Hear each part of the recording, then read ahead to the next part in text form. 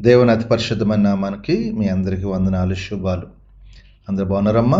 దేవాదేవుడు మరొక నూతన దినం దయచేసిన దేవాదేవునికి వందనాలు చెల్లించుకుంటూ ఈ దినపు వాగ్దానం ధ్యానించుకుని ప్రార్థన చేసుకుందాం. ఈ దినపు వాగ్దానం ఆశగల ప్రాణాన్ని తృప్తిపరిచి అన్నాడు. కీర్తన గ్రంథం 107:9.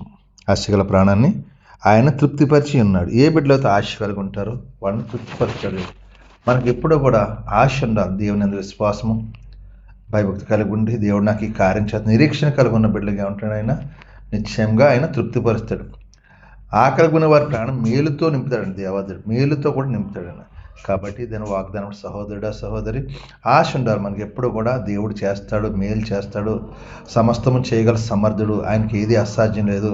ఆయన ఎందుకు నిరీక్షణ కలిగి ఉంటే దేవుడు నిశ్చయంగా నీకు సహాయం చేస్తాడు, నిశ్చయంగా నిన్ను ఆశిస్తాడు, నిశ్చయంగా నిన్ను దీవిస్తాడు. కాబట్టి ఈ వాగ్దానం బట్టి ప్రార్థించండి. దేవుడు నీ కుటుంబాన్ని తృప్తిపరుస్తాడు, అలాగే ఆశీర్వదిస్తాడు, దీవిస్తాడు. మరి దేవుని కృప, దేవునికి సన్నిధి మీకు తోడుగుండే కృప దేవుడు దయచేయను గాక. ఆమేన్. ఈ వాగ్దానం ప్రార్థించాను.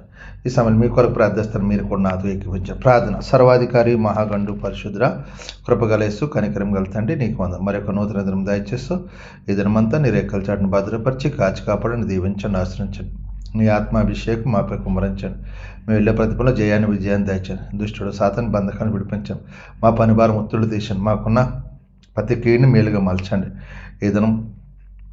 ఈ దినం తండ్రి, ఎవరైతే పుట్టినరోజు, పెళ్లిరోజు జరిపిన బిడ్డలను దీవించండి, ఆశ్రయించండి, కారించండి. నూతనంగా పనులు కలిగిన బిడ్డలను స్థిరపరచండి. నీ ఆత్మాభిషేకం నీ బిడ్డల పంచి నీ కృపలో స్థిరపరిచి బలపరిచి కృప చూపించమని మిమ్మల్ని మహింపరచుకొని మీకే మహిమ, ఘనత, ప్రభావం పొందుకుని యేసు పరిశుద్ధం అడుగుతున్నాను తండ్రి. ఆమేన్. అందరికి వందనాలు. దేవుడు దీవించును గాక. ఆమేన్. ప్రభువు నామంలో ఈ వీడియో వీక్షించిన ప్రతి ఒక్కరికి జీసస్ స్వస్థత ప్రార్థనా మందిరం వారి ప్రత్యేక వందనాలు తెలియజేసుకుంటున్నాము.